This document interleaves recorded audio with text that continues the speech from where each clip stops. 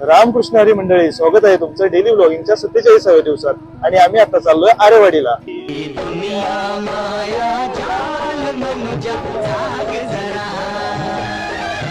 हे गाणं म्हणत म्हणत आम्ही कधी आरेवाडीत पोहोचलो तेच समजलं नाही. आणि आज माझ्या डेली व्लॉगिंगचा 47वा नाही तर 46वा दिवस आहे आणि आज अमावस्या असल्यामुळे गर्दी तर खूपच होती. आणि आम्ही ठरवलेलं की रांगेतनं दर्शन घ्यायचं, मुखदर्शन घ्यायचं नाही. 10-15 मिनिटातच दर्शन झालं. तुम्हीही देवांचं दर्शन घ्या आणि कमेंटमध्ये बिरोबाच्या नावानं चांग भलं बोला. आम्ही सकाळ सकाळ गेलो होतो त्यामुळे एवढी गर्दी नव्हती. नंतर ती गर्दी वाढत गेली.